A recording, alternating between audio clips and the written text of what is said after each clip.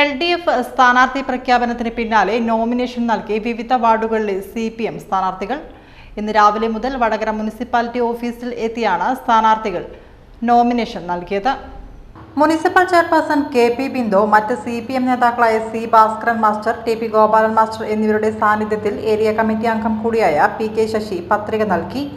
ഇവരോടൊപ്പം തന്നെ ഇന്ന് CPMലെ വിവിധ സ്ഥാനാർത്ഥികളും പത്രിക സമർപ്പിച്ചു. ഇന്ന് ആദ്യമായി പത്രിക സമർപ്പിച്ചത് വൈസ് ചെയർമാനായ PK സതീശൻ മാസ്റ്ററായിരുന്നു.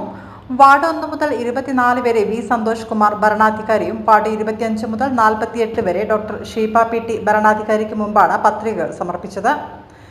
ഇടതുപക്ഷ മുന്നണിയുടെ മുഴുവൻ സ്ഥാനാർത്ഥികളുടെയും പത്രിക ഇന്നും നാളെയുമായി കൊടുക്കാനുള്ള ക്രമീകരണങ്ങളാണ് LDF മുന്നണി ഒരുക്കിയിരിക്കുന്നതെന്ന് തിരഞ്ഞെടുപ്പ് കൺവീനർ പവിത്രൻ മാസ്റ്റർ പറഞ്ഞു. വടകര മുനിസിപ്പൽ തെരഞ്ഞെടുപ്പിന്റെ എല്ലാ ഒരുക്കങ്ങളും ഇടതുപക്ഷ ജനാധിപത്യ മുന്നണിയുടെ ഭാഗത്തു നിന്ന് നടത്തി കഴിഞ്ഞിട്ടുണ്ട്. ഇന്നലെ എല്ലാ സ്ഥാനാർത്ഥികളെയും പ്രഖ്യാപിച്ചു കഴിഞ്ഞു. ഇന്നിപ്പോ സ്ഥാനാർത്ഥികളുടെ നോമിനേഷൻ നൽകിക്കൊണ്ടിരിക്കുകയാണ്.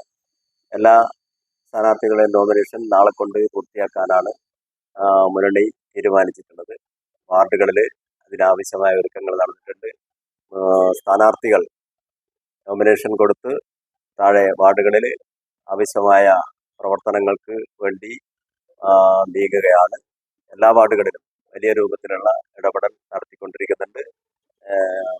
വാർഡ് കൺവെൻഷനുകളും എല്ലാം തെരഞ്ഞെടുപ്പുമായി ബന്ധപ്പെട്ട് നടത്തേണ്ട എല്ലാ മുന്നൊരുക്കങ്ങളും നടത്തിക്കഴിഞ്ഞ് വലിയ ആത്മവിശ്വാസത്തോടു കൂടി എല്ലാ സ്ഥാനാർത്ഥികളും മുന്നോട്ട് പോയിക്കൊണ്ടിരിക്കും.